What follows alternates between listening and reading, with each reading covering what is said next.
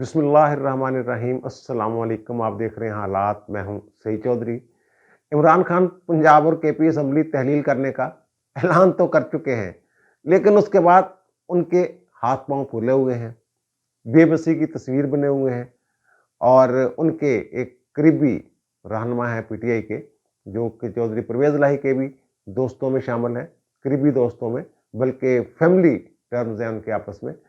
तो उन्होंने खान साहब की जहनी हालत के बारे में किस अफसोस का इज़हार किया है चौधरी परवेज इलाही के साथ।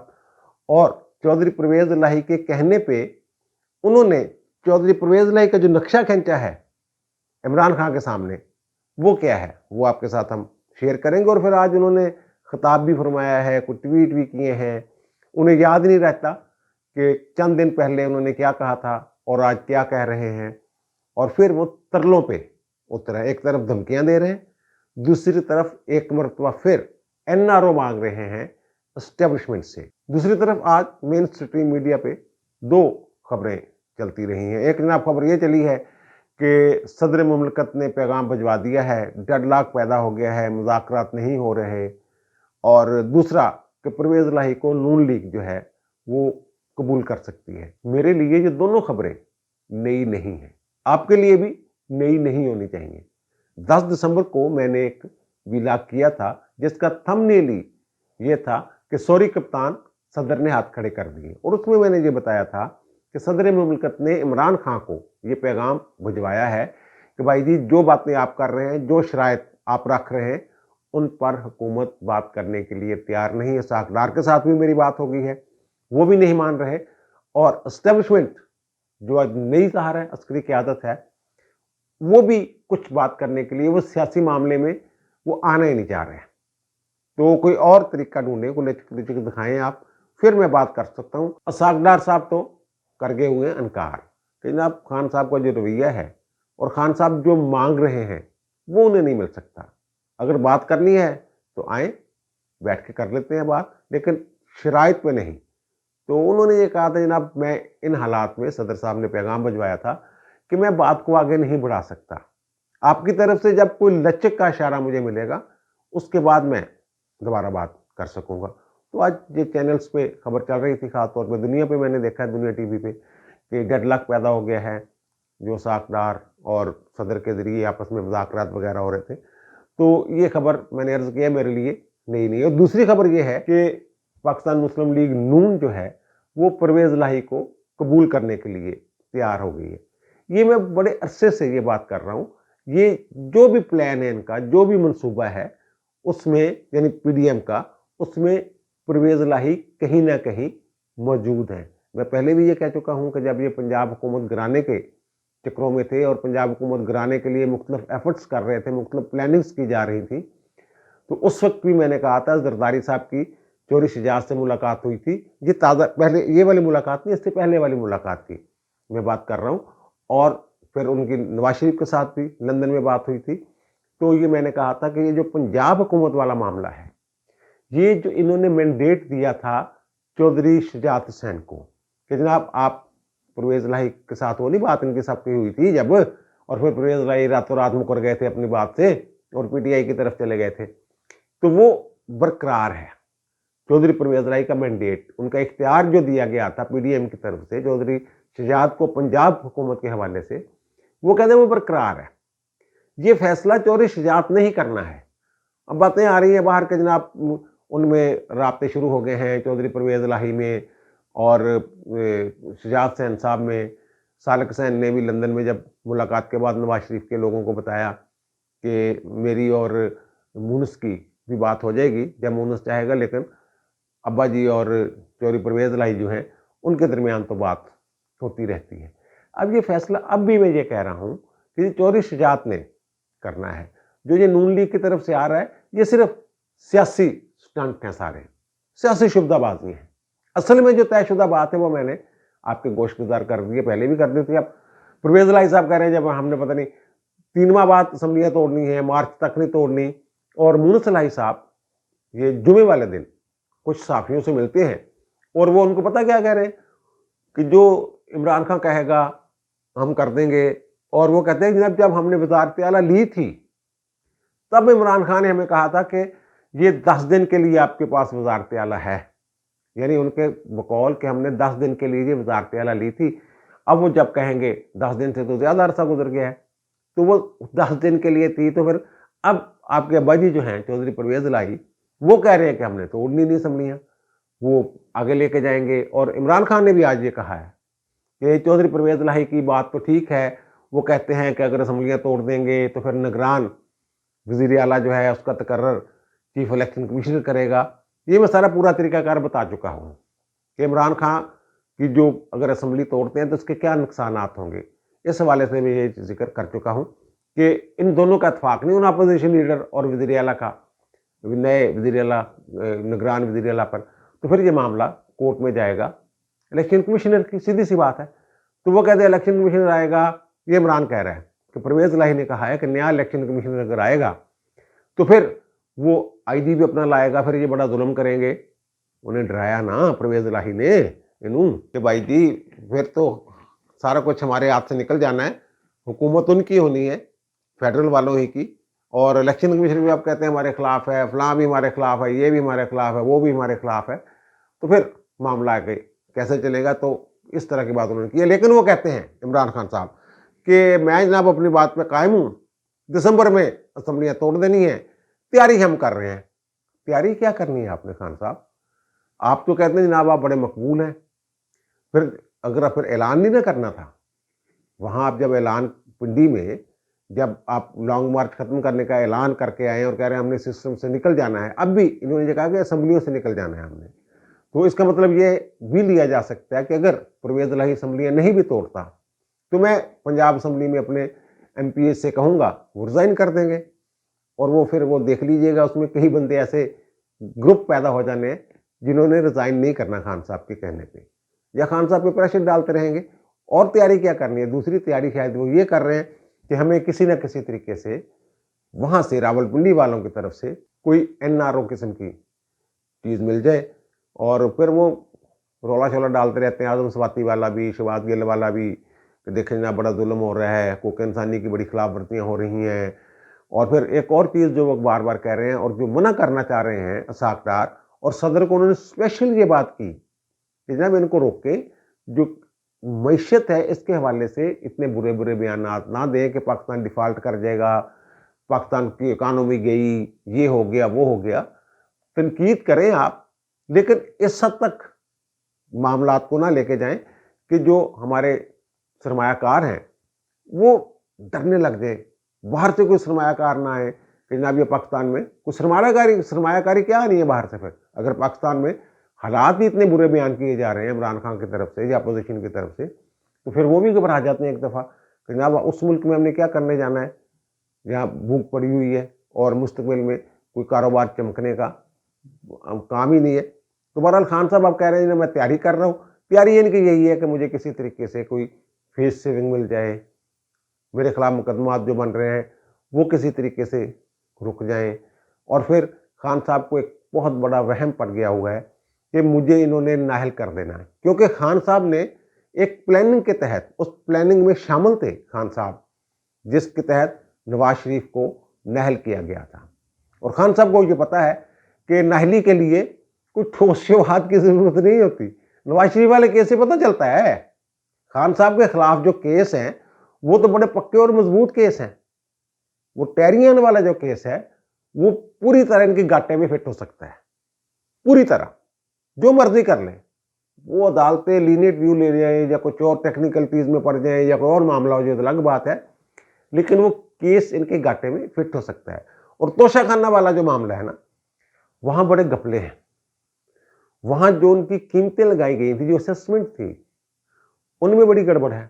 अब खान साहब ने फिर कह दिया जनाब मेरी गड़ी मेरी मर्जी, वो मेरी गड़ी थी, मैं दिल करता उसे बेचता, दिल करता जो मर्जी करता। कानून ये है कि जब आप दरखास्त देते हैं वहाँ या रिक्वेजिशन देते हैं या रिक्वेस्ट भेजते हैं, जो भी कह लें उसको नाम दे लें, या ख्वाहिश का इजहार करते हैं, तो वहाँ ये कहते हैं मैंने ये रिटेन करनी चाहता हूँ, ये घड़ी मैंने रिटेन करना है, ये गिफ्ट। तो वहाँ ये नहीं होता कि मैंने जनाब ये गिफ्ट बेचना है, एक बात। दूसरी बात ये कि खान साहब वो जो उनकी कीमत पहले देनी पड़ती है। आपने कीमत दी बाद में, पहले फरोख्त, वो रिकॉर्ड पे चीज़ें साबित हो रही हैं, सारी चीज़ें तोशाखाना वाली गैर कानूनी तौर पे वसूल की, और फिर बाकी दूसरी और भी चोरी चारी की बड़ी वारदातें हैं, रेप्लिका पड़ी हुई हैं और पता नहीं क्या क्या किया हुआ उन्होंने, और कीमत भी उसकी बड़ी कम लगाई। और फिर रसीद जो है वो शफीक दुकानदार बोल रहा है, बता रहा है घड़ी वाला जो है कि जनाब वो तो जाली है, ना मेरे दस्तखत हैं, मेरी मोहर इस्तेमाल हुई है, ना मेरी हैंड राइटिंग है, ना मैंने खरीदी है। वो जो 5 करोड़ 10 लाख रुपए की रसीद नहीं लेके इन्होंने खुद जमा करवाई हुई है। तो खान साहब, ये झूठ तो पकड़ा गया आपका। वो उसकी जो कीमत थी वो तो $12 मिलियन दुबई वालों ने जो उसकी कीमत लगाई है मुतलका लोगों ने, वो तो बता रहे कि इतने की घड़ी है, और आप कह रहे हैं मेरी घड़ी मेरी मर्जी, इसे बेचूं या जो मर्जी करूं। घड़ी आपकी थी ही नहीं खान साहब, वो घड़ी आपकी बनती नहीं, आपने चोरी की हुई है वो घड़ी। ये शवाहद जो है, जो रसीद जब जाली साबित हो गई यार, तो सारा कुछ ही जाली हो गया फिर। और दूसरी बात खान साहब ने जो फरमाई है, जिसको मैं तरला भी कह रहा हूँ, धमकी भी कह रहा हूँ, उन्होंने नए आर्मी चीफ आसम मुनीर साहब के हवाले से कहा है कि नया आर्मी चीफ आया है, उनको वक्त देना चाहिए, हमने उनकी बड़ी अच्छी चीज़ें सुनी हैं, वक्त देना चाहिए, अभी छेड़खानी नहीं करनी चाहिए, अभी छेड़छाड़ नहीं करनी चाहिए। और जनरल आसम मुनीर की बड़ी तारीफें सुनी है, वो हाफिज कुरान है, उम्मीद करता हूँ जनरल आसम मुनीर अमर बिल मारूफ पर चलेंगे। अच्छा, अमर बिल मारूफ पर चलेंगे, नहीं अनिल मुनकर की तरफ ध्यान नहीं जाएगा उनका, बुराई को नहीं रोकेंगे, सिर्फ नेकी का हुक्म देंगे। वाह खान साहब, वाह खान साहब। और कह रहे हैं सुनी है बातें। वो खान साहब थोड़े ना उन्होंने तकरीबन 1 साल काम किया, वो DGISI सीगे और थोड़िया गल्ला नहीं मनिया सी।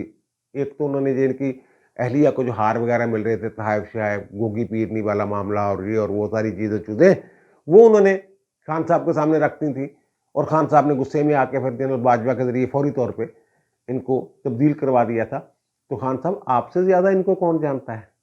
और आपने जो एड़ी चोटी का जोर लगाया था, ये पूरा लॉन्ग मार्च आपको याद हो, धरने की जो तारीखें थी, ये सारी आसम मुनीर का तकर्रर रखवाने के लिए था, उनकी तैनाती रखवाने के लिए थी। ये बातें छुपी हुई हैं किसी से। ये जो मुनाफिकत एक तरह की आप कर रहे हैं, मुनाफिकत ही कहेंगे इसको, और इससे ज्यादा क्या कहा जा सकता है। ये उनके बारे में बड़ी अच्छी बातें सुनी है, आपने तो अच्छी बातें देखी नहीं थी उनमें, बकौल आपके, आपके ख्याल में तो अच्छा अफसर नहीं था, आपने तो उनको निकलवाया था और उनके आर्मी चीफ बनने की राह में रोड़े अटकाए आपने। अब आप कह रहे हैं जनाब उनके बारे में अच्छी बातें सुनी है। वैसे आपस की बात है, ये बात कर, एक सियासतदान को ऐसी बात करने की जरूरत ही क्या है?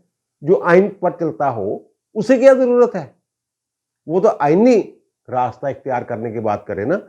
लेकिन खान साहब को पता है कि बैसाखियों के बगैर इनको आदत हो गई हुई है कि उनकी मर्जी के बगैर या उनकी आशीर्वाद के बगैर जी खान साहब चल ही नहीं सकते। वो कह रहे हैं उन्होंने देखा नहीं, उनको नजर नहीं आ रहा या मुल्क में क्या हो रहा है, अदारों को सोचना चाहिए। जब उनसे पूछा गया कि जनाब ये तो गैर आईनी सा मुतालबा आप कर रहे हैं, तो फिर खान साहब भड़क गए। जनाब वो NRO ले रहे हैं, बाजवा ने NRO 2 दिया उनको, ये सलमान शहबाज आ गया है, फलां आ गया है, और ये आजम स्वाति के साथ ये हो रहा है।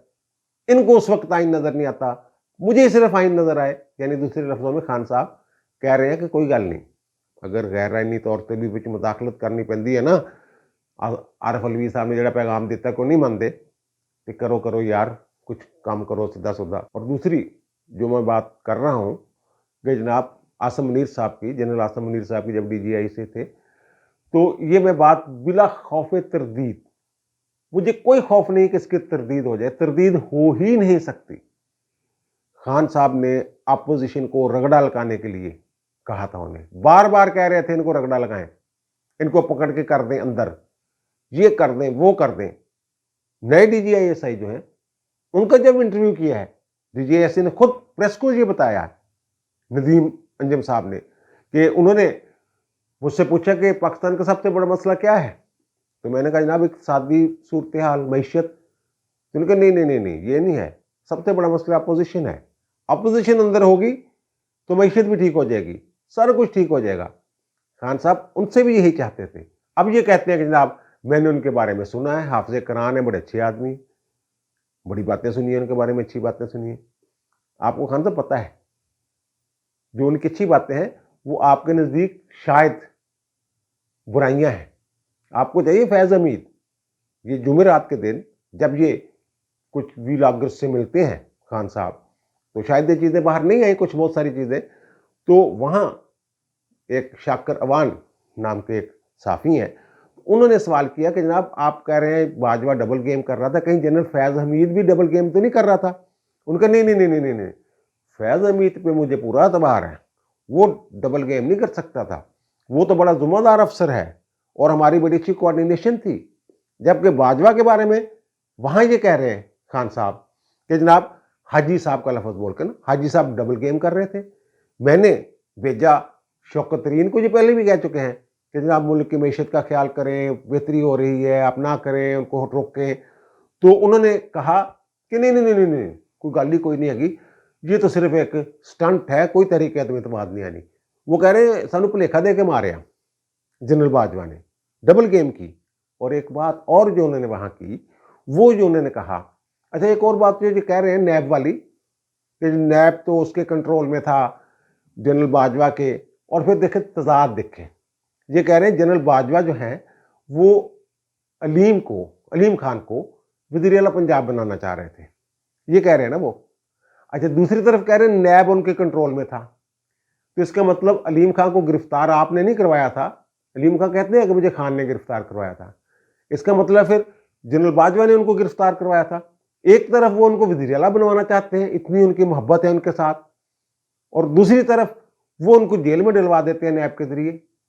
तो आपके खान साहब किस बात को सच माने? वीडियो खिताब के में खान साहब फरमाते हैं कि जनाब अच्छी चीज़ें सुनी है आसम मुनीर के बारे में, और वहाँ वीलागर से ये कहते हैं, उनसे सवाल किया गया तो उन्होंने कहा कि जनाब वो जनरल बाजवा वाली पॉलिसी पे चल रहे हैं अभी तक तो कोई तब्दीली नहीं आई, मुझे तो वही लग रहा है जैसे जनरल बाजवा थे वैसे ही आसम मुनीर है। एक और बात जो खान साहब ने की है, वो जो वीलागर्स की मैं बात कर रहा हूँ जुमेरात वाली मीटिंग में, उसमें उन्होंने कहा कि जनाब मुझ पे कातलाना हमला उन्हीं लोगों ने करवाया, डिट्टो मुल्ज़म है वो कह रहे हैं, डिट्टो, जिन्होंने अरशद शरीफ को कत्ल करवाया। ये खान साहब कह रहे हैं, जो उनकी वालदा ने जो इल्ज़ामात लगाए हैं जिन लोगों पे, वही मेरे डिट्टो मुल्ज़म हैं, खान साहब कह रहे हैं। यानी कि एक भी बंदा इधर उधर नहीं, सारे बंदे वही हैं। उनकी वालदा ने जो सुप्रीम कोर्ट में बयान पेश किया था, उसमें तो उन्होंने साबिक़ chief of army staff general Bajwa पे, DGISI पे, कुछ सेक्टर कमांडर्स पे, कोई DGC पे वो इल्ज़ाम लगाए थे। तो खान साहब क्या आप तो 3 नाम ले रहे थे, अब आप और आगे बढ़ गए, जनरल बाजवा को बीच में शामिल कर लिया, DGISI को भी शामिल कर लिया। उस वक्त तो आप FIR के वक्त तो ये कह रहे थे कि राणा सनाउल्लाह है, शहबाज शरीफ है और जनरल फैसल नसीर है। अब आप बीच में और बंदे भी ले आएंगे, डिट्टो मुल्ज़म कह दिया आपने। चलो खान साहब की ज़हनी हालत ना थोड़ी सी बिगड़ी हुई है, इस पर मैं जो बात कर रहा था ना किसान ज़हनी हालत के हवाले से बात, ये परवेज़ इलाही साहब ने, उनके एक साबिक़, जब ये वज़ीर आला थे तो उनके वज़ीर थे बड़े करीबी, और इन्हीं के मशवरे से फिर वो PTI में चले गए। अब भी वो वज़ीर हैं, और जब उस्मान बुज़दार वज़ीर आला थे उस वक्त भी वो वज़ीर थे, और एक ही महकमा उनके पास होता है। तो इन्होंने वज़ीर आला साहब ने, जो परवेज़ इलाही साहब है, इन्होंने उन्हें कहा कि उसे जाके कहो इमरान खान से, मेरी तरफ से नहीं कहना, अपनी तरफ से कहना है कि मैंने जनाब उसके साथ, परवेज़ इलाही के साथ बड़ा काम किया हुआ है, उसने जो आखिरी फैसला करना है वो जो एस्टेब्लिशमेंट कहेगी वो करना है। अगर एस्टेब्लिशमेंट कहेगी कि जनाब असम्बलियाँ तहलील कर दें तो वो तहलील कर देगा, अगर एस्टेब्लिशमेंट कहेगी जनाब अपनी मर्जी करो, फिर वो अपना फ़ायदा देखेगा, चोरी शुजात की तरफ देखेगा, PDM की तरफ देखेगा, असम्बलियाँ शायद वो ना तोड़े। तो खान साहब ये देख लें, आपको जो भी कहते हैं सर आँखों पे, लेकिन 100% ये जो यकीनी नहीं है कि आपके कहने पे परवेज़ इलाही साहब जो हैं ये असम्बलियाँ तोड़ देंगे, ये बात उन्होंने की। अब फिर वापस आके वो परवेज़ इलाही साहब क्या बताते हैं, वापस आके परवेज़ साहब को कहते हैं, ओए अल्लाह दे बंदे वो मर जाएगा, ओदी दिमागी हालत में देखी आ, ओदी कोई शरेआन ना फट जावे, मैंने देखा है उसको, यानी वो उधर परवेज़ इलाही साहब को आके उनकी जो ज़हनी हालत और उनकी सारी जो भी नक्शाकशी कर सकता है बंदा, वो करते हैं कि वहाँ क्या हुआ, क्या नहीं हुआ, और फिर वो बताते हैं कि जनाब परवेज़ यार देख ला यार, ऐसा ना होवे खान साढ़े सिर चढ़ जाए। इस तरह की बातें हो रही हैं और खान साहब अभी तक लगे हुए हैं, इस बात के पीछे पड़े हुए हैं कि किसी न किसी तरीके से मुझे कोई एनआरओ मिल जाए, वहाँ से कोई आसरा हो जाए, कोई सहारा हो जाए। और वो जो बातें मैं कर रहा हूँ, जो परवेज़ इलाही साहब भी कर रहे हैं। और मैं तो जब इन्होंने धरना खत्म किया था शायद 26 अक्टूबर को, उस दिन से ये बात कर रहा हूँ, जब इन्होंने ऐलान किया था असेंबलियाँ तोड़ने की, कि खान साहब को असेंबलियाँ तोड़ने में नुकसान ज़्यादा है, फ़ायदा कम है। यही बातें उन्हें वो समझा रहे हैं, परवेज़ इलाही साहब, और वो चाहते हैं कि कहीं न या तो फेस सेविंग हो जाए कोई ना कोई।